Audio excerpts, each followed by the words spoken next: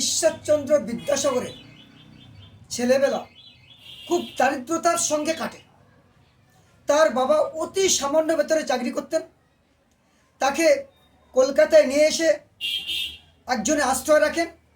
তাদের বাসাটা ছিল খাটা পায়খানার পাশে। তাই বিদ্যাসাগর যখন খেতেন, এক হাতে জলের ঘটি নিতেন, ওই খাটা পায়খানায় পোকা আসতো, সেটা তাড়ানোর জন্য।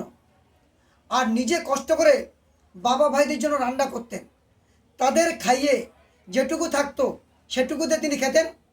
আর পড়ার জন্য কোনো তেল ছিল না। রাস্তা ল্যাম্পের পোস্টের আলোয় তিনি পড়াশোনা করতেন।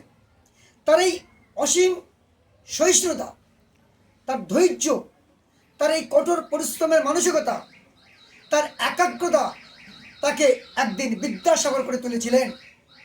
কিন্তু তার এই বৈশিষ্ট্যগুলো তার মধ্যে ছিল, তা সত্ত্বেও তার বাবা মার বৈশিষ্ট্যগুলো তার মধ্যে এসেছিল। তার বাবা ছিল স্বাধীন চেতা। কী করে পরিশ্রম করতে হয়, লড়াই করতে হয়, স্ট্রাগল ফর এক্সিস্টেন্স, এইগুলো তার বাবার কাছ থেকে শিখেছিলেন। আর মায়ের কাছ থেকে শিখেছিলেন মহানুভবতা, দয়ালুতা। একবার বিদ্যাসাগর চাকরি পেয়ে মায়ের জন্য একটা নতুন শাল কিনে দিয়েছিলেন। মা ছেঁড়া শাল পরে থাকতেন। মা কিন্তু শালটা নিয়ে আলমারিতে তুলে রেখেছিলেন।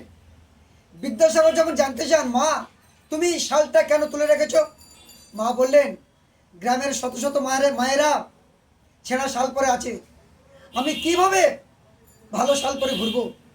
যেদিন মায়েরা ভালো শাল পরে ঘুরবে বা তুমি সবাইয়ের জন্য ভালো শাল কিনে দিতে পারবে, সেদিন আমি পরবো। This is Vidyasagar mother. মায়ের এই দয়ালুতা, এই মহানুভবতা বিদ্যাসাগরের মধ্যে বর্তে ছিল। তাই বিদ্যাসাগরকে বলা হয় দয়ার সাগর। পরবর্তীকালে তিনি শোষিত, নিপীড়িত, বঞ্চিত, উপেক্ষিত, অবহেলিত মানুষদের সেবা করেছিলেন। তার এই সেবার গুণটা মায়ের কাছ থেকে পেয়েছিলেন।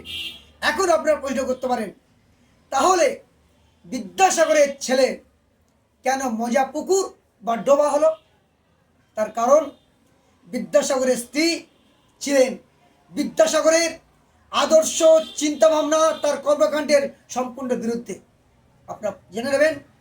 সুতরাং যদি বাবা মা ভালো চিন্তা করেন, ভালো কাজ করেন, ভালো উপদেশ দেন, এবং তাদের মধ্যে যদি কোনো ক্লেভারিটি, কোনো মহানুভবতা, কোনো ভালো গুণ থাকে বা অ্যানসেস্টার কারের মধ্যে থাকে, ছেলে মেয়েদের ওপর সেটা পড়তাম। ধন্যবাদ, ভালো থাকবেন।